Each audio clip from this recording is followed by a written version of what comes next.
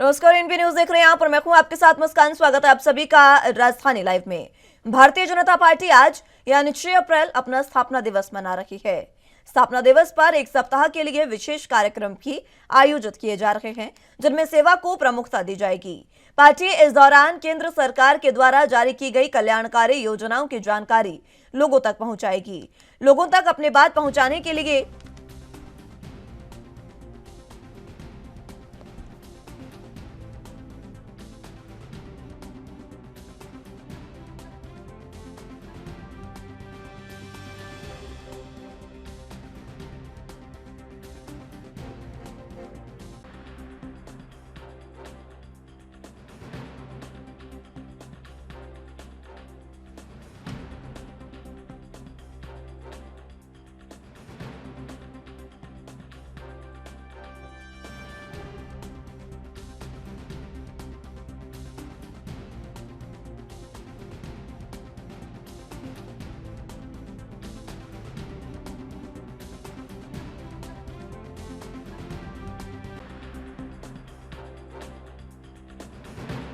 इस दौरान आपको बता दें कि अपनी बात लोगों तक पहुंचाने के लिए पार्टी अभी तक डिजिटल फॉर्मेट पर ज्यादा जोर देती थी, लेकिन इस बार वो पुराने तरीकों को भी खूब इस्तेमाल करेगी। इसमें वॉल राइटिंग करना और पोस्टर अभियान प्रमुख होंगे। पार्टी के स्थापना दिवस पर प्रधानमंत्री नरेंद्र मोदी देश भर के कार्यकर्ताओं को संबोधित करेंगे। इसके बाद पार्टी अध्यक्ष जेपी नड्डा भी विभिन्न कार्यक्रमों के जरिए पार्टी की बात लोगों तक पहुंचाएंगे। सभी प्रदेशों में मुख्यमंत्री, पार्टी प्रदेश अध्यक्ष और सांसद, विधायक अपने अपने क्षेत्र में कार्यक्रम आयोजित कर पार्टी की नीतियों के बारे में लोगों को जानकारी देंगे।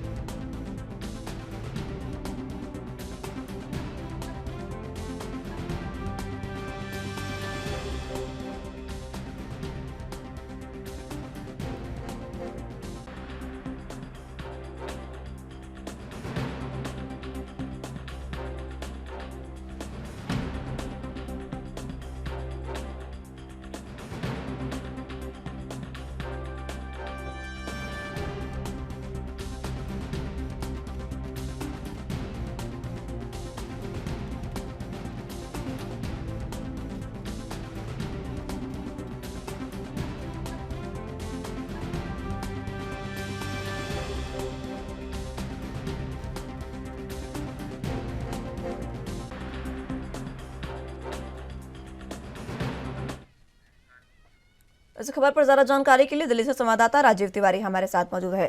राजीव, बीजेपी का आज स्थापना दिवस है और इस स्थापना दिवस पर कई समारोह आयोजित कर रही है बीजेपी, और साथ ही साथ प्रधानमंत्री आज कार्यकर्ताओं को संबोधित करेंगे। देखिए भाई, यहाँ पर बात करें, भाजपा आज 43वां स्थापना दिवस जो है वो मनाती हुई नजर आ रही है और लगातार कहीं ना कहीं प्रधानमंत्री मोदी जी की बात करें या फिर कहे जेपी नड्डा की बात करें तो वो लगातार कहीं ना कहीं जो कार्यकर्ता है उनसे संपर्क कर देंगे और कहीं ना कहीं उनके द्वारा कहीं ना कहीं ये कोशिश की जाएगी कि आने वाले समय के अंदर 2024 के लिए कहीं ना कहीं भाजपा की किस तरीके से तैयारियां होंगी। यहाँ तक कि लगातार स्थापना दिवस के माध्यम से बड़े बड़े नेता जो है वो इस स्थापना दिवस के अंदर मौजूद रहेंगे। जी, जिस तरीके से ये स्थापना दिवस है, यहाँ पर प्रधानमंत्री नरेंद्र मोदी संबोधन का तमाम कार्यकर्ताओं और सांसदों को देंगे। उनके संबोधन में कैसी झलक देखी जा सकती है, क्योंकि 2024 के चुनाव भी हैं? देखिए यहाँ पर बात करें, 43वां स्थापना दिवस को लेकर लगातार कहीं ना कहीं प्रक्रिया अपनाई जा रही है। प्रधानमंत्री मोदी जी आज कार्यकर्ताओं को संबोधित भी करेंगे, उसके अंदर भी कहीं ना कहीं 2024 का लक्ष्य जो है वो हासिल करने की बात की जाएगी। दूसरा, यहाँ पर जनता से संपर्क साधने की कोशिश की जाएगी, जनता से किस तरीके से जुड़ना है। तमाम कार्यकर्ताओं को बात करें या फिर बड़े नेताओं की बात करें, वो जनता से किस तरीके से दूरियां जो है वो कम करते हुए नजर आएंगे और लगातार कहीं ना कहीं भाजपा के द्वारा जो अभी तक जो कार्य किए गए हैं उनको कहीं ना कहीं जनता तक पहुंचाया जाएगा। मगर देखना होगा स्थापना दिवस से कितना फर्क जो है वो जनता तक पड़ता हुआ नजर आएगा। जी राजीव, 2024 के चुनाव नजदीक है, ऐसे में जो कार्यक्रम आयोजित कर रही है बीजेपी, पूरे एक सप्ताह तक ये कार्यक्रम आयोजित होंगे। 14 अप्रैल डॉक्टर भीमराव अंबेडकर की जयंती है और वहां तक ये कार्यक्रम जो है वो आयोजित होंगे, यानी कि विशेष समुदाय को साधने की कोशिश भी इसके द्वारा कर रही है बीजेपी। देखिए, बिल्कुल सही कहा आपने। यहाँ पर बात करें स्थापना दिवस को लेकर लगातार जिस तरीके से प्रक्रिया अपनाई जा रही है और यहाँ तक कि 2024 का जो लक्ष्य है वो हासिल करने के लिए बिल्कुल भाजपा की तरफ से बिल्कुल कोशिश की जा रही है। यही रणनीति जो है वो लगातार कहीं न कहीं तमाम कार्यकर्ताओं के द्वारा भी अपनाई जाएगी, क्योंकि प्रधानमंत्री मोदी जी आज कहीं न कहीं सभी कार्यकर्ताओं को संबोधित करेंगे और कहीं न कहीं एक लक्ष्य बनाया जाएगा 2024 के लिए और तमाम कोशिशें की जाएंगी जो भाजपा के द्वारा कार्य किए गए हैं उनको कहीं न कहीं जनता तक पहुंचाने के लिए, चाहे वो कोरोना टाइम की बात करें या फिर कहें लॉकडाउन की बात करें या फिर वैक्सीन की बात करें या फिर तमाम जो कार्य किए गए हैं भाजपा के द्वारा उनको कहीं ना कहीं जनता तक पहुंचाया जाएगा। मगर देखना होगा कि आने वाले समय के अंदर 2024 का लक्ष्य जो है वो भाजपा किस तरीके से हासिल करेगी और इस स्थापना दिवस से कितना फर्क जो है वो पड़ने वाला है। जी राजीव, जिस तरीके से अगर बीजेपी की बात करें तो लगभग 43वां ये स्थापना दिवस है और 43 साल में शुरुआत की अगर बात करें तो 70 साल तक कांग्रेस ने राज किया। ऐसे में 3 सीटें, एक समय था जब शुरुआत में 3 सीटें थी बीजेपी की और आज धीरे धीरे सफर तय करते करते 303 सीटों पर आ गई है बीजेपी। इस सफर को किस तरीके से बयान किया जाए? देखिए, यहाँ पर बात करें 2014 से पहले की तो कहीं ना कहीं कांग्रेस की सत्ता रही और कांग्रेस की तमाम राज्यों के अंदर की बात करें वहां पर भी कहीं ना कहीं उनका जो कांग्रेस का परचम था वो देखने को मिला। मगर धीरे धीरे भाजपा जो है 2014 के बाद में कहीं ना कहीं केंद्र सरकार के अंदर आई और उसके बाद में धीरे धीरे करके तमाम जो राज्य हैं उसके अंदर कहीं ना कहीं अपनी परचम जो है वो लहराया और लगातार भाजपा की जो पकड़ थी वो बढ़ती हुई नजर आई और उसी को लेकर लगातार 2017 के अंदर भी चुनाव हुए तो कहीं ना कहीं भाजपा जो है दोबारा केंद्र सत्ता में आई और लगातार कहीं ना कहीं अब कोशिश जो की जा रही है वो 2014 के 24 के लिए की जा रही है और लगातार कहीं ना कहीं एक रणनीति बनाई जाएगी इस 43वें स्थापना दिवस के माध्यम से, ताकि जनता तक एक मैसेज जा सके और जनता तक सही मैसेज जो है वो तमाम कार्यकर्ताओं के द्वारा पहुंचाया जा सके। मगर देखना होगा कि वाकई में इस स्थापना दिवस से कितना फर्क पड़ेगा और दूसरा तमाम जो कार्यकर्ता है वो प्रधानमंत्री मोदी जी का मैसेज जो है वो जनता तक किस तरीके से पहुंचाएंगे और जो प्रधानमंत्री मोदी जी आज संबोधित करेंगे पूरे सभी कार्यकर्ताओं को, उसका जो मैसेज है वो जनता तक किस तरीके से पहुंचाया जाएगा। दूसरा, इस स्थापना दिवस से कितना फर्क पड़ने वाला है आने वाले 2024 के चुनाव पर, यह जरूर देखना होगा। जी राजीव, 2024 का चुनाव नजदीक है और ऐसे समय में जब स्थापना दिवस मनाया जा रहा है, ये जाहिर सी बात है कि इस स्थापना दिवस में 2024 की झलक साफ साफ देखी जा सकती है, क्योंकि 2023 में भी, इसी साल में भी कई राज्यों में विधानसभा चुनाव है और लोकसभा चुनाव अगले साल होंगे। किस तरीके से यहाँ पर कार्यकर्ताओं को एकजुट करेंगे, मूल मंत्र देंगे और कार्यकर्ताओं में जान फूंकने का काम करेंगे पीएम? देखिए, यहाँ पर बात करें जिस तरीके से आज 43वां स्थापना दिवस के माध्यम से कहीं ना कहीं प्रधानमंत्री मोदी जी तमाम कार्यकर्ताओं को संबोधित करेंगे। दूसरा, यहाँ पर 2024 के लिए कहीं ना कहीं एक रणनीति बनाई जाएगी जिसके अंदर कहीं ना कहीं तमाम जो कार्यकर्ता है वो कहीं ना कहीं केंद्र सरकार के द्वारा जो कार्य किए गए उनको सही तरीके से जनता तक पहुंचाया जाएगा, चाहे वो फ्री राशन देने की बात हो या फिर वैक्सीन उपलब्ध कराने की बात हो। तमाम कोशिशें जो कोरोना टाइम के अंदर की गई है या फिर कहें तमाम राज्यों से या फिर देशों से कहीं ना कहीं जो कॉन्टेक्ट साधा गया है बिजनेस को लेकर, व्यापार को लेकर, ताकि लोगों को तक राहत मिल सके। लोकल से वोकल जो प्रक्रिया थी उसके अंदर भी कहीं ना कहीं जो ग्राउंड लेवल के जो व्यापारी हैं या फिर जो घरों से अपना बिजनेस करते हैं उसके लिए भी कहीं ना कहीं सरकार के द्वारा कदम उठाए गए। मगर देखना होगा कि जनता जो है वो कितना इस कार्य को पसंद करती है। और दूसरा, जिस तरीके से लोकसभा चुनाव की बात करें या फिर विधानसभा चुनाव की बात करें, क्योंकि कर्नाटक के भी चुनाव है तो उसके अंदर भी कहीं ना कहीं भाजपा अपने तरीके से पूरा कदम उठाती हुई नजर आ रही है और लगातार कोशिश की जा रही है कर्नाटक में भी कहीं ना कहीं भाजपा की सरकार हो। मगर यहाँ पर जिस तरीके से लगातार प्रक्रिया अपनाई जा रही है उससे तो लगता है कि भाजपा जो है वो 2024 का लक्ष्य जो है वो कहीं ना किसी तरीके से हासिल करना चाहती है और लगातार कहीं ना कहीं जो उनके द्वारा कार्य किए गए वो कहीं ना कहीं मैसेज जो है उनका जनता तक पहुंचाया जाएगा। मगर देखना होगा तमाम बातों का जो असर है वो कितने कार्यकर्ताओं पर पड़ेगा और उसके बाद में जनता तक किस तरीके का मैसेज पहुंचाया जाएगा, उस पर कहीं ना कहीं 2024 का निर्णय जो है वो देखने को मिलेगा। मगर यहाँ पर बात करें जनता की तो आखिरी फैसला जो है वो जनता के हाथ में ही होगा कि किस तरीके से सत्ता के अंदर किसको बिठाना है और किसको बाहर का रास्ता दिखाना है। ये आखिरी फैसला जो है वो आखिर में ही जनता के हाथ में ही रहेगा। मगर अब देखना होगा 2024 के लिए भाजपा कितनी तैयार होती हुई नजर आती है। जी ठीक है राजीव, बहुत शुक्रिया आपका हमारे साथ जुड़ने के लिए और तमाम अहम जानकारी हम तक पहुंचाने के लिए।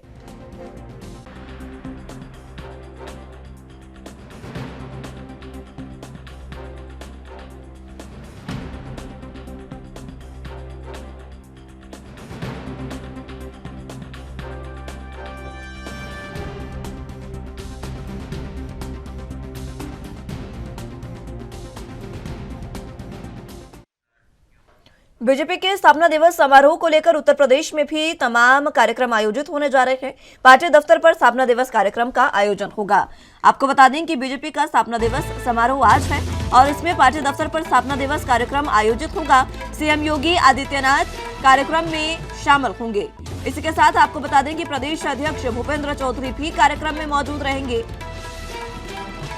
दोनों डिप्टी सीएम ब्रजेश पाठक और केशव प्रसाद मौर्य वो भी इस कार्यक्रम में मौजूद रहने वाले हैं और इसी के साथ प्रदेश महामंत्री संगठन धर्मपाल सिंह भी कार्यक्रम में शामिल होंगे। आज से बीजेपी का सामाजिक न्याय सप्ताह भी प्रारंभ होने जा रहा है। पूरे प्रदेश में बूथ स्तर तक कार्यक्रम आयोजित होंगे। तो यह अहम जानकारी इस वक्त की आपको बता रहे हैं उत्तर प्रदेश से, जहां पर आज बीजेपी स्थापना दिवस के मौके पर समारोह उत्तर प्रदेश में आयोजित करवा रही है। पूरे उत्तर प्रदेश में ये समारोह आयोजित होंगे। विधायकों सांसदों को अपने अपने इलाके में, अपने अपने राज्यों में, अपने अपने जिलों में जो है वो आदेश दिए गए हैं कि कार्यक्रमों का आयोजन किया जाए। इसी के साथ सीएम योगी आदित्यनाथ लखनऊ में होने वाले कार्यक्रम में मौजूद रहने वाले हैं। प्रदेश अध्यक्ष भूपेंद्र चौधरी भी इस कार्यक्रम में मौजूद रहेंगे। दोनों डिप्टी सीएम केशव प्रसाद मौर्य और डिप्टी सीएम ब्रजेश पाठक भी लखनऊ में आयोजित होने वाले इस कार्यक्रम में मौजूद रहेंगे। प्रदेश महामंत्री संगठन धर्मपाल सिंह भी कार्यक्रम में शामिल होंगे और कार्यकर्ताओं में जान फूंकने का काम करेंगे। इस खबर पर ज्यादा जानकारी के लिए लखनऊ से संवाददाता जितेंद्र चौहान हमारे साथ मौजूद हैं। जितेंद्र, जिस तरीके से बीजेपी का आज स्थापना दिवस है और उत्तर प्रदेश में बीजेपी का जिस तरीके से परचम लहराने का समय इस समय देखा जा रहा है, ऐसे में एक बार फिर से कार्यकर्ताओं को में मंत्र फूंकने का काम करेंगे सीएम योगी आदित्यनाथ और विशेष कार्यक्रम आयोजित होने जा रहे हैं आज। देखिए, बिल्कुल आज भारतीय जनता पार्टी की स्थापना दिवस है और इस स्थापना दिवस को भाजपा सामाजिक न्याय सप्ताह के रूप में मनाएगी और कहा जा सकता है कि आज 6 अप्रैल से 14 अप्रैल बाबा भीमराव अम्बेडकर की जयंती तक कहीं न कहीं जनता के बीच में भारतीय जनता पार्टी के नेता जाएंगे, विधायक जाएंगे, सांसद जाएंगे, उपलब्धि कहीं न कहीं गिनाने का काम करेंगे क्योंकि उत्तर प्रदेश में निकाय चुनाव होने वाला है, लोकसभा चुनाव है और इसको देखते हुए कहीं न कहीं तैयारी की जा रही है। और ये कहा जा सकता है कि बाबा भीमराव अम्बेडकर से लेकर और तमाम जो नेता रहे उत्तर प्रदेश में, पिछड़ों के नेता रहे हैं, जो कह सकते हैं कि वो सभी नेताओं को कहीं न कहीं पिछड़ों को जोड़ने का काम किया जाएगा। और आज स्थापना दिवस के अवसर पर उत्तर प्रदेश के प्रत्येक जिले में भारतीय जनता पार्टी ने स्थापना दिवस के रूप में मनाने का निर्देश दिया है। इससे भारतीय जनता पार्टी के सांसद, विधायक अपने अपने जिले में मंत्रियों को जिम्मेदारी दी गई हो जाएंगे और ये कहा जाता है कि भारतीय जनता पार्टी के स्थापना दिवस को मनाएंगे और सामाजिक सप्ताह के रूप में इस कार्यक्रम की शुरुआत होगी। और आज लगभग सुबह 9:30 बजे के आसपास उत्तर प्रदेश भारतीय जनता पार्टी मुख्यालय में बीजेपी का झंडा लहराया जाएगा और कहा जा सकता है कि झंडा लहराने के बाद एक बड़ा कार्यक्रम रखा गया है। और आज उत्तर प्रदेश के मुख्यमंत्री योगी आदित्यनाथ, दोनों डिप्टी सीएम केशव प्रसाद मौर्य, ब्रजेश पाठक कहीं न कहीं मौजूद रहेंगे। प्रदेश महामंत्री संगठन धर्मपाल सिंह, प्रदेश अध्यक्ष भूपेंद्र चौधरी समेत कहीं न कहीं बड़े नेता आज लखनऊ में कहीं न कहीं मंच पर आएंगे और झंडारोहण के बाद देश के प्रधानमंत्री नरेंद्र मोदी का संबोधन होगा, जो कि उत्तर प्रदेश के प्रत्येक जिलों में ये संबोधन चलेगा, रैली के माध्यम से चलेगा। और ये कहा जा सकता है कि प्रधानमंत्री के संबोधन को ध्यानपूर्वक सभी नेता कहीं न कहीं सुनने का काम करेंगे। और ये कहा सकता है कि आज से सामाजिक न्याय सप्ताह जो शुरू हो रहा है, प्रधानमंत्री नरेंद्र मोदी इसका कहीं न कहीं संदेश देने का काम करेंगे। और साथ ही साथ आज बीजेपी का स्थापना दिवस है। स्थापना दिवस पर कहीं न कहीं आज बीजेपी एक बड़ी तैयारी का सकता है कि उत्तर प्रदेश आबादी के स्तर से बड़ा राज्य है और इस राज्य को देखते हुए निकाय चुनाव भी काफी महत्वपूर्ण है और इन चुनाव को देखते हुए भी कहीं न कहीं जनता के बीच में जाने का काम बीजेपी के नेता करेंगे। जिस तरीके से जितेंद्र ये कार्यक्रम आयोजित किए जा रहे हैं, ये जाहिर सी बात है कि 14 अप्रैल तक पूरे एक सप्ताह तक ये कार्यक्रम आयोजित किए जाएंगे और डॉक्टर भीमराव अंबेडकर की जयंती भी 14 तारीख को है। ऐसे में दलित दांव खेल रही है उत्तर प्रदेश की सरकार, ये कहना गलत नहीं होगा क्योंकि जिस तरीके से निकाय चुनाव और आगे लोकसभा चुनाव है तो हर एक वर्ग को अपने पाले में करने के लिए एक एक वर्ग को टारगेट करने का जो लक्ष्य है वो रखा गया है सरकार द्वारा। देखिए मुल्तान उत्तर प्रदेश में जो राजनीतिक पार्टियां हैं आजकल पिछड़ा और ओबीसी और कहीं ना कहीं दलित लोग हैं उनको कहीं ना कहीं अपनी ओर आकर्षित करने की कोशिश कर रही है और सभी ओबीसी की लड़ाई कहीं ना कहीं पिछड़ों की लड़ाई लड़ने की बात कर रहे हैं और इन्हीं तरीकों साधने की कोशिश की जाएगी और इसीलिए जिला व मंडल के कार्यालयों में कार्यक्रम किए जा रहे हैं। प्रबुद्ध जनों के वर्ग को लोगों को सम्मेलन करने की बात कही जा रही है, सम्मेलन तक होंगे। तो ये जरूर कहा जा सकता है कि पिछड़ा और दलित लोगों को कहीं ना कहीं अपनी ओर आकर्षित करने के लिए, उनका वोट बैंक अपनी ओर कोशिश खींचने के लिए इसीलिए एक बड़ी टीम लगाई गई है। पिछड़ा वर्ग मोर्चा के प्रदेश अध्यक्ष हैं नरेंद्र कश्यप, वो भी अभी हाल में प्रेस कॉन्फ्रेंस की थी। उन्होंने कहा था कि पिछड़े वर्ग के जो मोर्चा के लोग हैं, जो नेता हैं, वो कहीं ना कहीं लोगों के बीच में जाएंगे और उसके हक की लड़ाई की बात करेंगे। तो सबसे पहले कहा जा सकता है कि टारगेट चुनाव में ओबीसी वर्ग के लोग, पिछड़े वर्ग के लोग, इनको कहीं ना कहीं दलित वर्ग के लोग अपनी ओर खींचने की, वोट बैंक अपनी ओर खींचने की पूरी तरह से प्रयास किया जाएगा। और ये कहा जा सकता है कि पूरी तरह से सभी राजनीतिक पार्टियां लगी हैं इसमें। भारतीय जनता पार्टी ने आज सामाजिक न्याय जो कार्यक्रम शुरू कर रहे हैं उसमें बाबा भीमराव अम्बेडकर की जयंती हो, सावित्रीबाई फुले की हो, इन सभी पे जो जो जयंतियां पड़ेंगी उन पर कहीं ना कहीं दलितों पिछड़ों की बात की जाएगी। प्रधानमंत्री नरेंद्र मोदी भी आज अपना संबोधन देंगे, कार्यकर्ताओं और सांसदों को संबोधित करेंगे। इसी के साथ साथ सीएम योगी आदित्यनाथ भी संबोधित करेंगे। ये जाहिर सी बात है कि बीजेपी का स्थापना दिवस है। इतने लंबे समय के अकाल के बाद जिस तरीके से बीजेपी ने 2014 के बाद वापसी की है, ये कहना गलत नहीं होगा। 2014 के बाद जिस तरीके से बीजेपी की लहर आई है उसको लेकर यहाँ पर कार्यकर्ताओं में मूल मंत्र फूंकेंगे और ये 2024 का एक संदेश इसमें देखा जा सकता है। देखिए बिल्कुल जाहिर सी बात है, 2014 के बाद देश में केंद्र सरकार में राज किया भारतीय जनता पार्टी ने, उत्तर प्रदेश में भी ये कहा सकता है कि दूसरा कार्यकाल है और 36 सालों बाद उत्तर प्रदेश में एक साल दूसरी बार सरकार आई है, तो वापसी की है। तो परचम लहराने के लिए भारतीय जनता पार्टी पुरजोर कोशिश करती है और ये कहा, जैसा आपने कहा, वो बिल्कुल जाहिर सी बात है कि भारतीय जनता पार्टी उत्तर प्रदेश हो, देश में कहीं ना कहीं सीटों पे बैठना चाहती है और विकास रहता है कि लोकसभा चुनाव में फिर से बीजेपी अब जुट चुकी है, क्योंकि लोकसभा चुनाव जो इस बार है वो काफी महत्वपूर्ण है, क्योंकि विपक्ष एक साथ जुट होने की तैयारी कर रहा है। और कहा सकता है कि अब भारतीय जनता पार्टी को हराने के लिए विपक्ष एक तरफ है तो बीजेपी पूरी तरह तैयार है और कहीं ना कहीं हर दांव भारतीय जनता पार्टी को खेलना चाहती है जिससे वो सत्ता पे पुनः काबिज हो सके। तो ये पूरी तरह से तैयारी है और कहीं ना कहीं उसी को देखते हुए ये तैयारी भारतीय जनता पार्टी करना शुरू कर दी है, क्योंकि भारतीय जनता पार्टी इस बात को खुद कहती है कि अगर हम एक चुनाव किसी राज्य का हो या देश के लोकसभा का चुनाव हो, चाहे उसको हारे या जीते, हम अगले चुनाव की तैयारी में लग जाते हैं। तो उसी क्रम में लोकसभा चुनाव काफी महत्वपूर्ण है और उत्तर प्रदेश का निकाय चुनाव काफी महत्वपूर्ण है। तो इसी क्रम में सब लग गए हैं और कहीं ना कहीं भारतीय जनता पार्टी अब जनता के बीच में जाने की तैयारी कर रही है, और निकाय चुनाव को लेकर और लोकसभा चुनाव को लेकर। ठीक है जितेंद्र, बहुत शुक्रिया आपका हमारे साथ जुड़ने के लिए और तमाम अहम जानकारी हम तक पहुंचाने के लिए।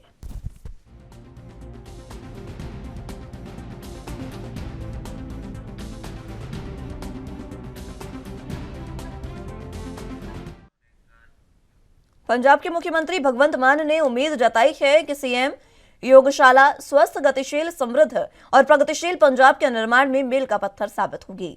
आपको बता दें कि सीएम के द्वारा फ्री योगा क्लासेस शुरू की गई है और इस कार्यक्रम में सीएम दिल्ली के मुख्यमंत्री अरविंद केजरीवाल की उपस्थिति में योगशाला के लिए पोर्टल जारी करने के बाद मुख्यमंत्री ने यह कहा कि यह महत्वपूर्ण नागरिक समर्थन परियोजना दिल्ली के मुख्यमंत्री के दिमाग की उपज है और इससे बहुत कुछ हासिल हुआ है, लोगों के बीच पहचान है। उन्होंने कहा कि जनहितैषी पहल से राष्ट्रीय राजधानी में बड़ी संख्या के लोग लाभान्वित हो रहे हैं। भगवंत मान ने कहा कि हर पंजाबी को इसका लाभ मिले, ये सुनिश्चित करने के लिए पंजाब ने ही इस योजना को राज्य में लागू किया है। उन्होंने इस कदम को एक स्वस्थ और समृद्ध पंजाब के निर्माण के लिए एक जन आंदोलन बनाने के लिए एक मील का पत्थर बताया। उन्होंने उम्मीद जताई कि भारत की इस गौरवशाली पुरानी परंपरा का पालन करते हुए ये योगशालाएं पंजाबियों को शारीरिक और मानसिक रूप से स्वस्थ बनाने में मददगार साबित होंगी।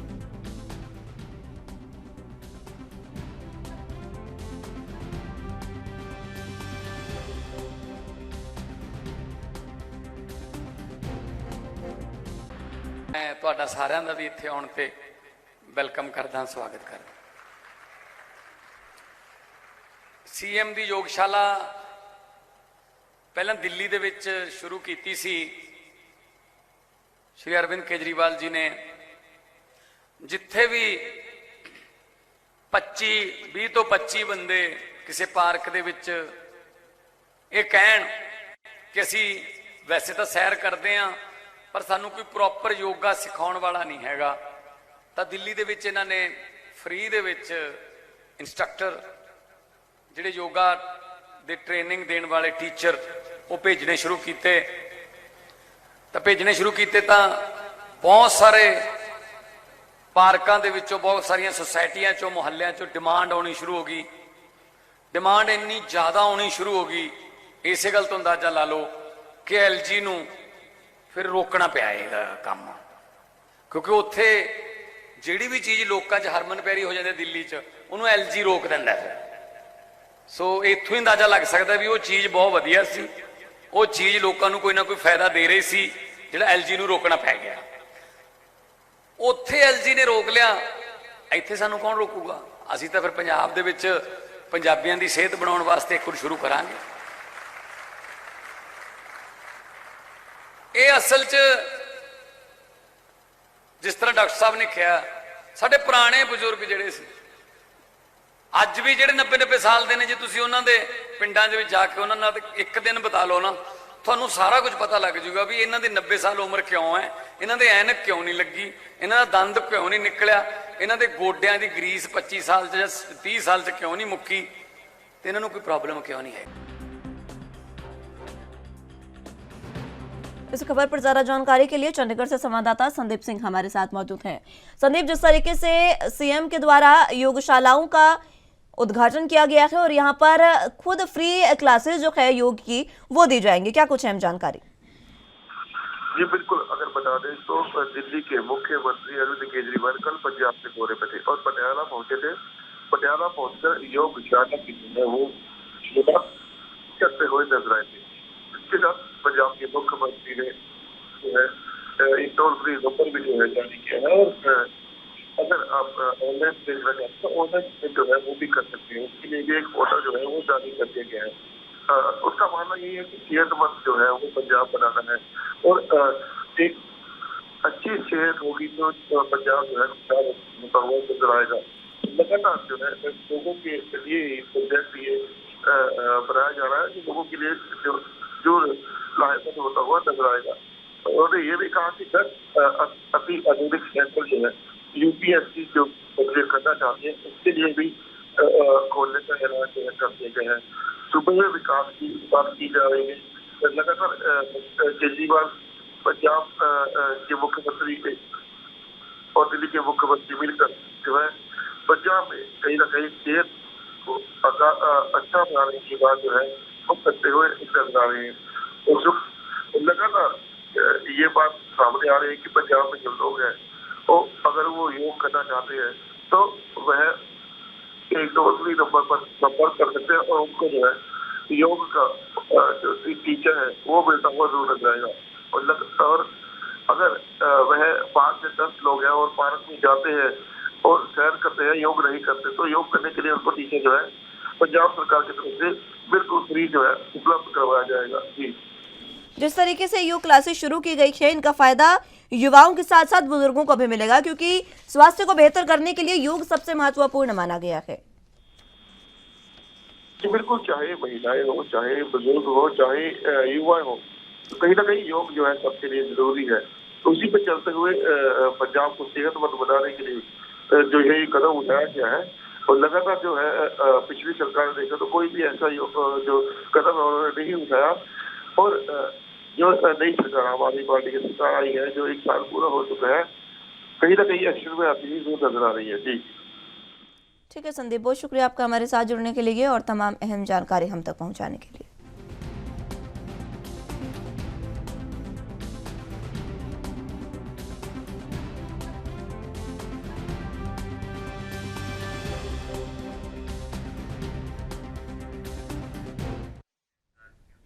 पंजाब विजिलेंस ब्यूरो ने भ्रष्टाचार के विरुद्ध शुरू की गई मुहिम के दौरान करोड़ों रुपए के गबन केस में भगोड़े हुए पूर्व खजांची हरप्रीत सिंह गांव करनाना तहसील बंगा को गिरफ्तार कर लिया है। उक्त दोषी ने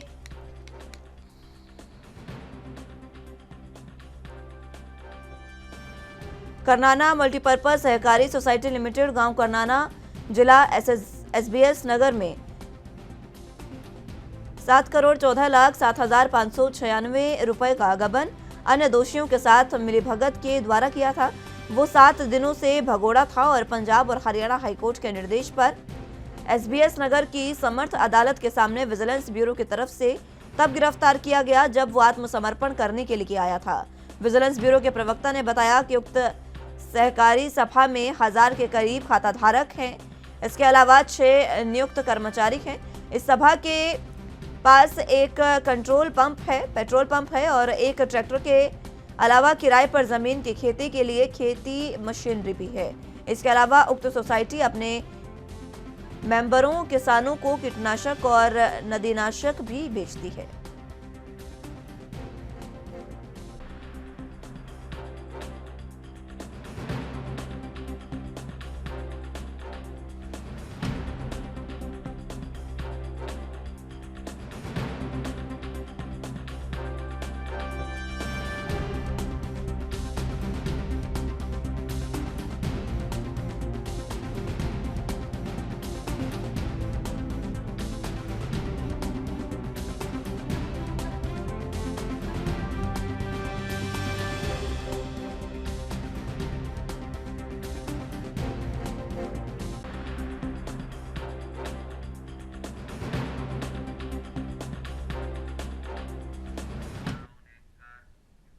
केंद्रीय मंत्री नारायण राणे ने शिवसेना के मुखिया उद्धव ठाकरे पर बेहद संगीन आरोप लगाए हैं। बीजेपी नेता नारायण ने यह दावा किया है कि उनकी हत्या करवाने के लिए खुद उद्धव ठाकरे ने सुपारी दी है। बीजेपी नेता राणे ने दावा किया कि उनकी किसी भी वक्त हत्या हो सकती है और इसके लिए उद्धव ठाकरे ने सुपारी दी है। नारायण राणे ने पत्रकारों से बात करते हुए ठाकरे पर यह भी आरोप लगाया कि जब वो महाविकास अघाड़ी गठबंधन के मुख्यमंत्री थे तो उस दौरान ठाकरे ने नवंबर 2019 से जून 2022 के मध्य, जब कोरोना महामारी अपने चरम पर थी, तब उन्होंने कोविड-19 महामारी के दौरान दवाओं की खरीद में बड़े पैमाने पर भ्रष्टाचार किया। नारायण राणे ने महाराष्ट्र सरकार से मांग की है कि उनके द्वारा ठाकरे पर दवा घोटाले संबंधी आरोप की जांच कराई जाए ताकि दूध का दूध और पानी का पानी हो जाए। उन्होंने बेहद आक्रामक तरीके से उद्धव ठाकरे को घेरते हुए कहा कि उद्धव ठाकरे मुझे जान से मारना चाहते हैं और इसके लिए उन्हें मेरे नाम की सुपारी दी है। जिन लोगों को ठाकरे ने मेरे नाम की सुपारी दी है उनमें से कई लोगों के मुझे फ़ोन आते हैं, वो मुझे धमकी देते हैं। उद्धव ने भले ही मुझे मारने के लिए कई लोगों को सुपारी दी है, लेकिन मैं ये कहना चाहता हूँ कि उनमें से कोई भी मुझे छू भी नहीं सकता। बाल ठाकरे के समय शिवसेना के बेहद आक्रामक नेता माने जाने वाले केंद्रीय मंत्री नारायण राणे ने उनके बेटे उद्धव ठाकरे पर सीधा हमला करने से एक दिन पहले महाराष्ट्र के मौजूदा उप मुख्यमंत्री देवेंद्र फडणवीस को बेकार मुख्यमंत्री कहा था।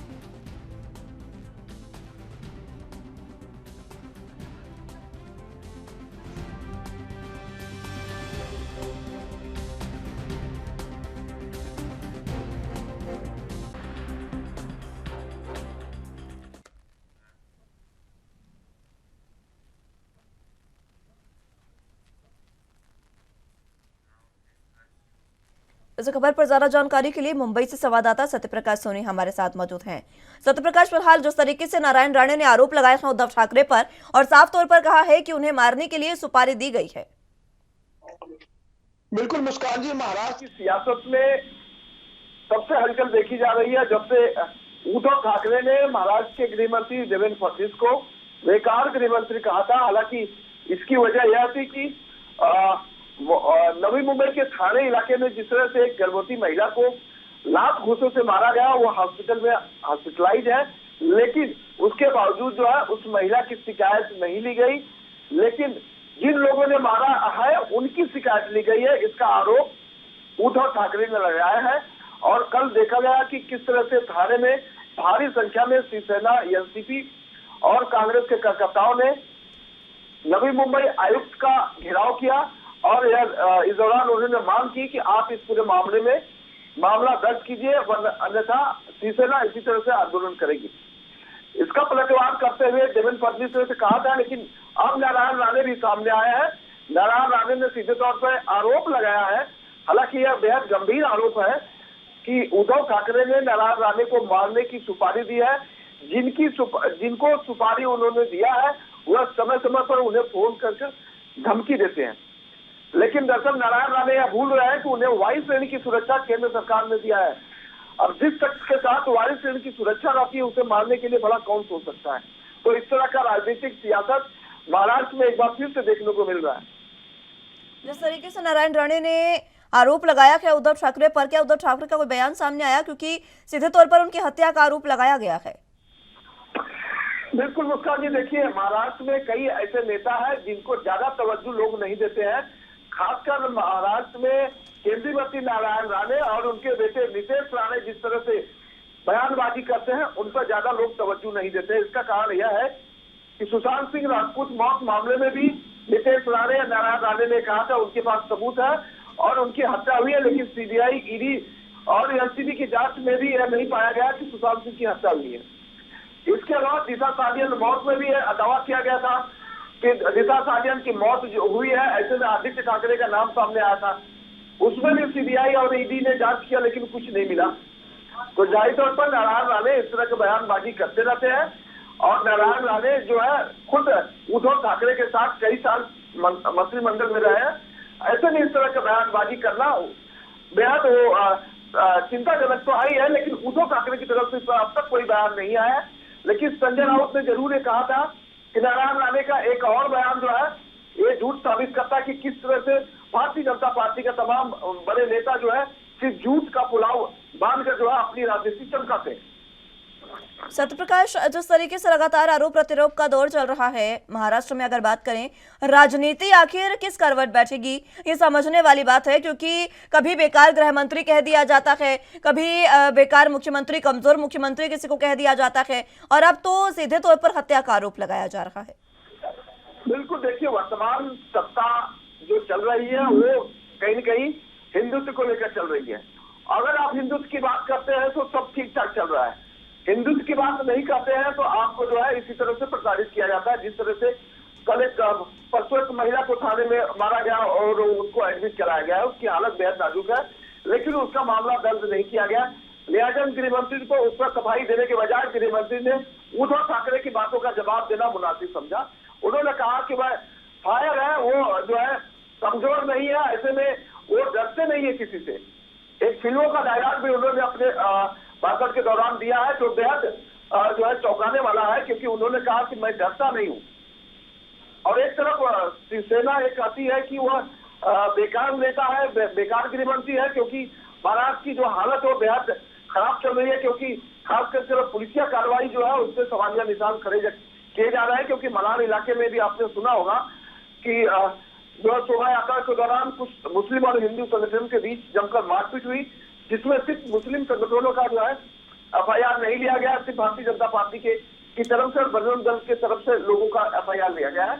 यह भी एक सवाल की घेरे में। तो इस तरह की राजनीति जो है महाराष्ट्र में फिलहाल चल रही है, जिस पर विपक्ष जो है आक्रामक है। विपक्ष जो है उन सभी राजनीतियों को दोहराना चाहता है, उन सभी राजनीतियों को घेरना चाहता है जिसमें जो पक्षधारी जो सत्ता में बैठे हैं उन्हें किसी तरह से कमजोर किया जाए।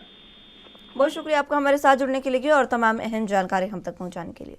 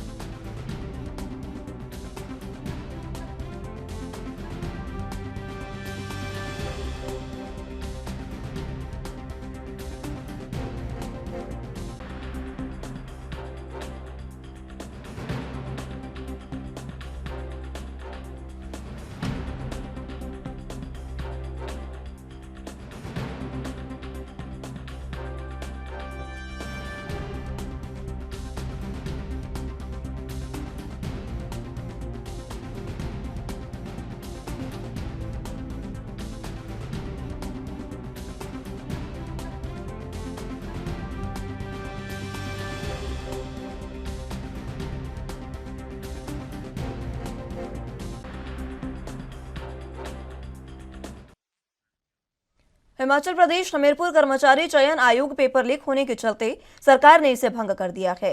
अब सरकार नए सिरे से कर्मचारी चयन आयोग का गठन करेगी। इसके लिए दीपक शानन की अध्यक्षता में 3 सदस्यीय कमेटी का गठन किया गया है। बुधवार को विधानसभा में नियम 130 के तहत कांग्रेस के विधायकों ने सदन में कर्मचारी चयन आयोग का मामला उठाया था, जिस पर मुख्यमंत्री सुखविंदर सिंह सुक्खू ने जल्द ही नए सिरे से कर्मचारी आयोग का गठन करने की बात कही है। उन्होंने कहा कि सदन में कर्मचारी चयन आयोग को लेकर कांग्रेस के विधायकों ने नियम 130 के तहत चर्चा लाई थी और हैरानी की बात है कि बीजेपी के सभी विधायक बिना किसी मुद्दे के वॉकआउट कर बाहर निकल गए। हमीरपुर कर्मचारी चयन आयोग के तहत जो धांधली हुई है, विपक्ष चर्चा में भाग नहीं लेना चाहते थे। 5 साल तक आंखें बंद करके पूर्व बीजेपी सरकार बैठी थी और अब चर्चा में हिस्सा नहीं लेना चाहती है, जिसके चलते उन्होंने वर्कआउट किया। उन्होंने कहा कि पेपर लीक होने के बाद हमीरपुर कर्मचारी चयन आयोग को अभंग कर दिया है और अब 22 लोगों को इसमें गिरफ्तार किया गया है और अन्य लोगों पर भी कार्रवाई की जा रही है। लेकिन जब तक नए आयोग नहीं गठन होता, तब तक Himachal Pradesh public service commission के तहत भरने की प्रक्रिया शुरू हो गई है और जल्द ही नया आयोग बनाया जाएगा।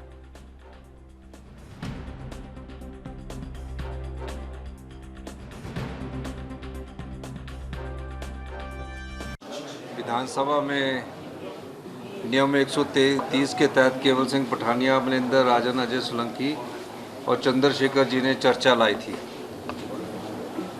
और विडंबना देखिए कि भारतीय जनता पार्टी के जो सभी विधायक हैं, वो आज कोई मतलब नहीं था वॉकआउट करने का, आपने भी देखा। लेकिन वो सबॉर्डिनेट सिलेक्शन बोर्ड में जो धांधलियां हो रही थी, उस चर्चा में भाग लेने से के लिए लेना ही नहीं चाहते थे, वो भागना चाहते थे। और जब वो भागना चाहते थे तो उन्होंने एक बहाना पकड़ा कि स्पीकर साहब ने अब मानना की बात कही और उसके आधार पर उन्होंने चर्चा में भाग नहीं लिया। मैंने अंदर विधानसभा में पूरे जो प्रश्न थे उनका उत्तर दिया और कहा पेपर लीक होते थे, पेपर बेचे जाते थे, 22 आदमियों को अरेस्ट कर लिया गया है और जो और आदमी हैं उनके खिलाफ भी हम कार्रवाई कर रहे हैं। निश्चित तौर पर मैं ये कह सकता हूँ कि जो भी इसमें सम्मिलित पाया जाएगा उसके खिलाफ कड़ी से कड़ी कार्रवाई की जाएगी। इस खबर पर ज्यादा जानकारी के लिए हिमाचल प्रदेश से ब्यूरो चीफ टीना ठाकुर हमारे साथ मौजूद हैं। टीना जी, जिस तरीके से हमीरपुर कर्मचारी चयन आयोग को पेपर लीक होने के चलते भंग कर दिया गया है, अब किस तरीके का एक्शन उन पर होगा? जी बिल्कुल, देखिए हिमाचल प्रदेश कर्मचारी चयन आयोग के भंग होने के बाद काफी सवाल उठाए जा रहे थे कि भर्तियां काफी लटकी। मुख्यमंत्री सुखविंदर सिंह ने कल कहा है कि जो 3 महीने के अंदर हिमाचल प्रदेश कर्मचारी चयन आयोग का द्वारा से जो नए तौर पर उसको स्थापित किया जाएगा और हमीरपुर में ही स्थापित होगा। केवल इसका नाम बदला जा सकता है और इसके लिए दीपक शानन की अध्यक्षता में कमेटी बनाई गई है। उन्होंने कहा कि कर्मचारी जो चयन आयोग था, पिछले 5 सालों में प्रदेश में जो पेपर लीक की कई घटनाएं हुई हैं और सरकार जो है दोषियों पर कार्रवाई भी कर रही है। उन्होंने कहा कि आयोग में भर्ती प्रक्रिया में भ्रष्टाचार और अनियमितताओं पर हुई जो चर्चा, जो अनियमितताएं हुई हैं उन पर जो सरकार ने सीबीआई की जांच की है और वो अपनी रिपोर्ट पेश करेगी। और उन्होंने कहा कि इस मामले में अभी तक जो है 22 लोगों को गिरफ्तार किया जा चुका है और अभी भी आगे इसमें कार्रवाई जारी है। मुख्यमंत्री ने कहा कि जब तक चयन आयोग गठित नहीं हो जाता, तब तक जो है लोक सेवा आयोग के जरिए जो सरकार है 3000 नई भर्तियां करेगी। उन्होंने कहा कि पूर्व भाजपा सरकार में जो है पेपर लीक जैसी घटनाएं हुई, लेकिन पूर्व सरकार ने उसकी जांच करने के बजाय उस पर पर्दा डालने का प्रयास किया और अब पुलिस भर्ती का जब पेपर लीक हुआ तब पूर्व सरकार ने दोषियों को बचाने के लिए दोबारा से नई भर्तियां कराई। तो उन्होंने कहा है कि हाँ, जो ये नया चयन आयोग कर्मचारी चयन आयोग बनेगा, इसमें जो अभ्यर्थी हैं जिन्होंने पहले अप्लाई किया था उनको बड़ी राहत मिलेगी और वो जो उन्होंने पेपर भरे थे और वो पेपर हो नहीं पाए थे, वो दोबारा से पेपर हो पाएंगे। और क्योंकि पिछले 2-3 साल में पेपर नहीं हो पाए थे और जो ये अभ्यर्थी थी इनकी उम्र भी ज्यादा हो चुकी थी, ऐसे में सरकार इनको दोबारा से पेपर भरने का मौका देगी और फिर से जो है आवेदन ये कर सकेंगे। जी ठीक है टीना जी, बहुत शुक्रिया आपका हमारे साथ जुड़ने के लिए और तमाम अहम जानकारी हम तक पहुंचाने के लिए।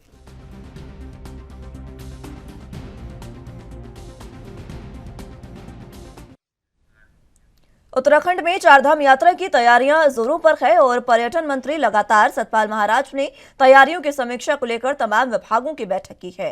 बैठक में पर्यटन मंत्री सतपाल महाराज भी शामिल रहे।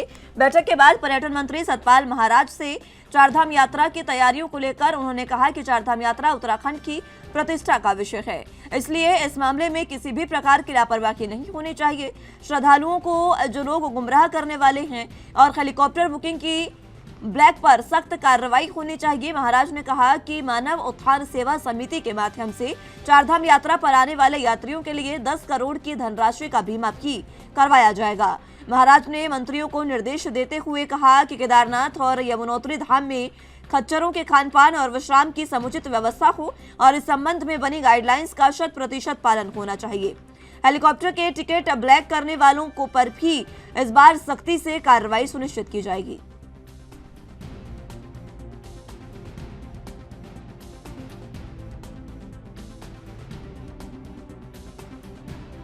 सारे विभागों के साथ चारधाम की आज बैठक हुई और इसके अंदर काफी विषयों पर चर्चा हुई है और हमने सड़कों का जो है अनुश्रवण किया और पूछा कि भाई किस प्रकार से सड़कें हैं, कहाँ कहाँ डैमेजेस हैं और कहाँ कहाँ डार्क स्पॉट्स हैं, तो उनके बारे में सूचना प्राप्त की और उसके अंदर जो है उसकी निदान के लिए कार्रवाई के लिए आदेश दिए हैं। इसके साथ साथ जो श्रद्धालु आ रहे हैं उनको कुछ लोग गुमराह करते हैं, तो ये भी कहा कि ऐसे लोगों के साथ जो लोगों को धोखा देते हैं या गुमराह करते हैं उन पर सख्त कार्रवाई होनी चाहिए। इसके साथ साथ हमने ये भी कहा है कि जो बस ड्राइवर्स हैं उनको एजुकेट किया जाए, वो लोगों का अभिवादन करें और शीलता के साथ व्यवहार करें, क्योंकि उत्तराखंड की प्रतिष्ठा इसके साथ जुड़ी हुई है। तो जैसे हमारे टैक्सी ड्राइवर्स का, बस ड्राइवर्स का अच्छा व्यवहार होगा तो निश्चित रूप में हमारे टूरिज्म को 4 चांद लगेंगे। इसके साथ साथ जो हमारे सर्किट्स हमने बनाए हैं, शाक्त सर्किट, शैव सर्किट, वैष्णव सर्किट, नागराजा सर्किट, गोलजू सर्किट और भी अनेक सर्किटों का, विवेकानंद सर्किट, हनुमान सर्किट, तो इनका भी प्रचार प्रसार करने के लिए टैक्सी जो हमारी टैक्सियां चलेंगी और बसें चलेंगी उसके अंदर ये सूचना उपलब्ध कराने के लिए आदेश दिए गए हैं। इसके साथ साथ मानव उत्थान सेवा समिति चारधाम यात्रा पर जो आने वाले श्रद्धालु हैं उनका इंश्योरेंस करने जा रही है, तो 10 करोड़ तक का लाभ उसमें लोगों को मिलेगा।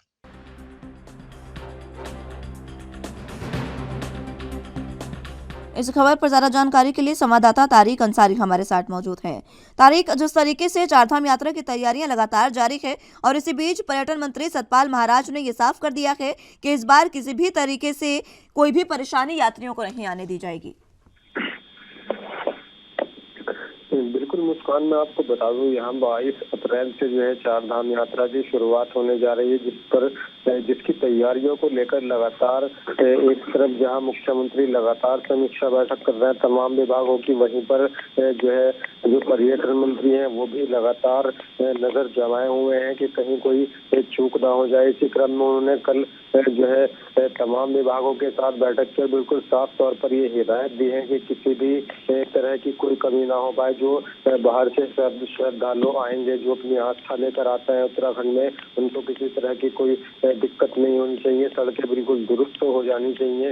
इसके अलावा जो घोड़े खच्चर हैं उनके जो पानी पीने का इंतजाम है वो दुरुस्त तरीके से किया जाना चाहिए, क्योंकि अक्सर ऐसा देखने में आता है जो वहाँ पर चारधाम यात्रा में श्रद्धालुओं को घोड़े खच्चर ले जाते हैं, उनकी देख रेख नहीं हो पाती है, उनकी व्यवस्था ठीक तरीके से नहीं हो पाती है। इसके अलावा मैं अगर बात करूँ सड़क की, तो सड़क एक बहुत बड़ा कारण बनता है दुर्घटनाओं का, क्योंकि अक्सर ऐसा देखा जाता है कि पहाड़ों में सड़कें ठीक नहीं हो पाती है। तो इसी क्रम में सरकार की अब ये सबसे पहली कोशिश है कि जो सड़कें हैं वहाँ की दुरुस्त कर ली जाए। तो इसी क्रम में सड़कों पर भी जो है बहुत जोर दिया जा रहा है। तो लगातार तमाम विभागों के साथ समीक्षा बैठक की जा रही है ताकि तमाम व्यवस्थाएं दुरुस्त की जा सके। जी ठीक है तारिक, बहुत शुक्रिया आपका हमारे साथ जुड़ने के लिए और तमाम अहम जानकारी हम तक पहुंचाने के लिए।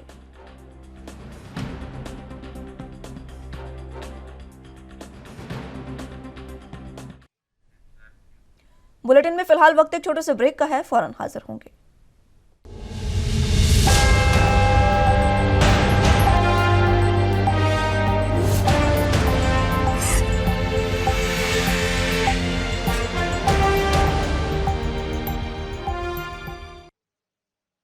ब्रेक के बाद एक बार फिर से स्वागत है आप सभी का। तो अगली अहम खबरों की ओर रुख कर लेते हैं। नान घोटाले की जांच मामले पर अपने निवास स्थान पर पूर्व मुख्यमंत्री डॉक्टर रमन सिंह ने पत्रकारों से चर्चा की। इस दौरान उन्होंने मुख्यमंत्री भूपेश बघेल के बयान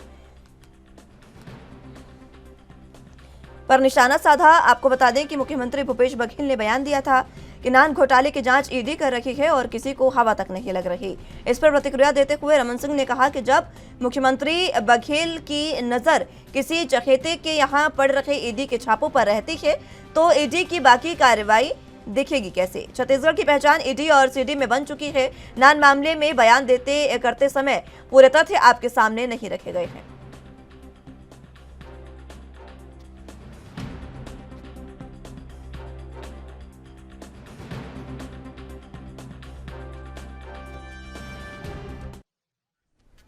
इस खबर पर ज्यादा जानकारी के लिए संवाददाता रायपुर से जयदास मानिकपुरी हमारे साथ मौजूद हैं। जयदास, जिस तरीके से यहाँ पर एक बार फिर से रमन सिंह द्वारा आरोप प्रत्यारोप का दौर जारी है और एक बार फिर से उन्होंने भूपेश बघेल पर आरोप लगाए हैं नान घोटाले को लेकर। देखिए, छत्तीसगढ़ में जो है राजनीति तेज हो गई है। नान मामले पर जो है पिछले कई दिनों से पूर्व मुख्यमंत्री और मौजूदा मुख्यमंत्री भूपेश बघेल जो है आमने सामने है। इस पर जो है पूर्व मुख्यमंत्री ने कहा है कि नान घोटाले पे ईडी की कार्रवाई चल रही है, इस पर प्रदेश के मुख्यमंत्री को पता भी नहीं है। उन्होंने यह भी कहा कि कैसे मुख्यमंत्री हैं जिसको राज्य में चल रहे ईडी के जांच की जानकारी भी नहीं है। उन्होंने ही नान मामले में जो है प्रधानमंत्री को पत्र लिखकर ईडी से जांच की मांग की थी। वही नान मामले में मुख्य आरोपी आलोक शुक्ला और अनिल टुटेजा पर 9 जनवरी 2019 को ईडी ने केस रजिस्टर्ड किया था। वही 13 मार्च 2020 को समन भेजा गया था। इन दोनों मामले में 3 बार दिल्ली बुलाया है। अपील करने पर जमानत मिली उनको और उन्होंने यह भी कहा कि जिसके लिए उन्हें प्रधानमंत्री का धन्यवाद करना चाहिए कि उन्हें उनके लिखे पत्र पर जो है छत्तीसगढ़ में संज्ञान लेते हुए इस तरीके की केंद्रीय एजेंसी जो है वो जांच कर रही है। अब इसमें शंका करने की कोई गुंजाइश नहीं है, अब उन्हें संतुष्ट होना चाहिए। तो इस तरीके की जो बातें हैं कल पूर्व मुख्यमंत्री डॉक्टर रमन सिंह ने पत्रकारों से चर्चा में की है। जी, जिस तरीके से लगातार आरोप प्रत्यारोप का दौर जारी है, कभी भूपेश बघेल आरोप लगाते हैं, कभी रमन सिंह आरोप लगाते हैं। अब रमन सिंह ने नान घोटाले को लेकर जो आरोप लगाए हैं उस पर क्या भूपेश बघेल का बयान सामने आया? देखिए, भूपेश बघेल का समान बयान जो है पूर्व में ही उन्होंने कहा है कि 15 साल की सत्ता में रहे डॉक्टर रमन सिंह की समय में जो है 36,000 करोड़ रुपए के नान घोटाला हुआ है, नागरिक आपूर्ति निगम में घोटाला हुआ है। तो वे पहले से आरोप लगाते आ रहे हैं। इसी मुद्दे को जो उठाकर अभी पूर्व मुख्यमंत्री डॉक्टर रमन सिंह ने कहा कि इसी मुद्दे की जो घोटाले की जांच है वो ईडी कर रही है और इस पर जो है प्रदेश के मुख्यमंत्री घबराए हुए हैं, बार बार बयानबाजी कर रहे हैं कि वे हमारे नेताओं को परेशान करें, इस तरीके के बयान दे रहे हैं। आप ही ने प्रधानमंत्री को पत्र लिखकर जांच करने को आदेश आग्रह किया था, लेकिन अब देखा जाए कि इस मामले पर काफी राजनीति छिड़ गई है। अभी पूर्व मुख्यमंत्री डॉक्टर रमन सिंह ने यह भी कहा कि जो कांग्रेस पार्टी है उसमें उथल पुथल का विषय पर कहा उन्होंने और साथ में यह भी कहा कि नान घोटाले के मुद्दे पर कांग्रेस पार्टी जो है पूर्व में जो 2 ब्यूरोक्रेट्स थे जिनको समन किया गया है, जिनके चार्ज शीट में नाम दर्ज है, उनको जो है पदोन्नति दे दी गई है। तो पदोन्नति क्यों दी गई है, इस तरीके के सवाल भी उठाए। अगर उन पर कार्रवाई चल रही तो सरकार उनको पदोन्नति क्यों दी? तो कहा जा सकता है कि छत्तीसगढ़ में नान मामले पर काफी राजनीति तेज है, बीजेपी कांग्रेस आमने सामने है। ठीक है, बहुत शुक्रिया जयदास आपका हमारे साथ जुड़ने के लिए और तमाम अहम जानकारी हम तक पहुंचाने के लिए।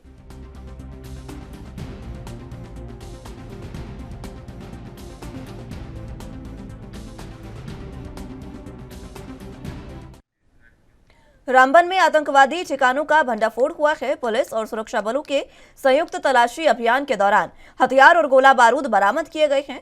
रामबन पुलिस मुख्यालय के उपाधीक्षक प्रदीप कुमार ने बताया कि रामबन के जमालमा जंगल में मंगलवार शाम सेना और पुलिस के संयुक्त तलाशी अभियान के दौरान ठिकाने का पता चला। इस दौरान मौके पर 52 mm के मोर्टार बम के अलावा 4 डेटोनेटर,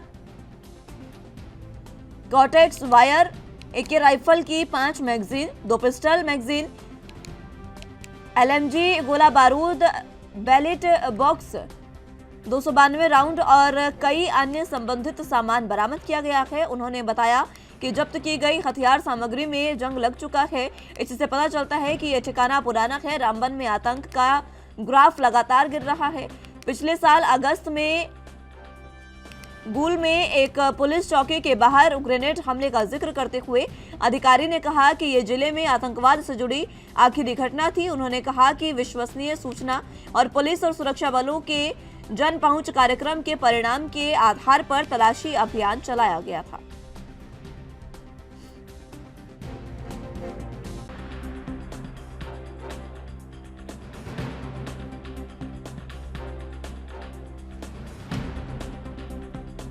खबर पर ज्यादा जानकारी के लिए जम्मू कश्मीर से संवाददाता रविंद्र श्रीवास्तव हमारे साथ मौजूद हैं।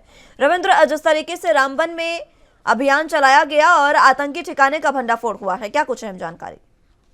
जी बिल्कुल, देखिए जम्मू कश्मीर के अंदर लगातार सुरक्षा बल जो हैं वो आतंकियों के ठिकानों को, आतंकियों को और उनके जो सहयोगी हैं उन पर लगातार कार्रवाई जो है कर रहे हैं। सेना को ही एक जानकारी मिली थी कि रामबन का दूर दराज का इलाका है, खड़ी तहसील का जम्वालवा जंगल है, वहां पर एक आतंकी ठिकाना है।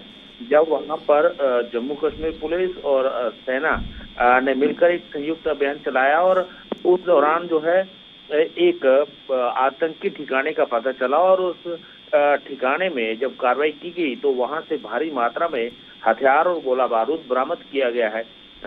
हालांकि ये जंग लगा सामान है, क्योंकि ये आतंकियों ने काफी लंबे समय से यहाँ पर रखा हुआ था और समय आने पर इसको यहाँ से ले जा भी सकते थे, लेकिन सुरक्षा बलों को इससे पहले जानकारी मिल पाई और यही वजह है कि उस ठिकाने का भांडाफोड़ जो है वो किया है। वहाँ अगर देखा जाए तो बड़ी मात्रा में जो हथियार और गोला बारूद बरामद किया गया है। इसमें 52 mm की मोर्टार बम है, 4 डेटोनेटर है, क्वाड कार वायर है, एक राइफल की 5 मैगजीन है, 2 पिस्टल है और कहा जाए तो MMG गोला बारूद, बैलेट बॉक्स, 292 राउंड कारतूस हैं और इसी प्रकार बाकी की सामग्री जो है वो भी बरामद की है। तो कहा जाए तो लगातार सुरक्षा बल जो है आतंकियों पर कार्रवाई करते हुए नजर आ रहे हैं। यही वजह है कि आए दिन कोई भी अगर ठिकाना पता चलता है तो उसके ऊपर कार्रवाई जो है की जाती है। लेकिन अगर बीते साल की बात करें तो रामबन के इसी इलाके में एक चौकी पर ग्रेनेड से हमला हुआ था और उसके बाद से लगातार आतंकियों पर कार्रवाई जो है वो की जा रही है। हालांकि इन इलाकों में आतंकी जो हैं वो बड़ी संख्या में पाए जाते थे, लेकिन जब से कार्रवाई शुरू हुई है उसके बाद से आतंकवाद पर कहीं ना कहीं लगाम जरूर लगी है। जी ठीक है रविंद्र, बहुत शुक्रिया आपका हमारे साथ जुड़ने के लिए और तमाम अहम जानकारी हम तक पहुंचाने के लिए।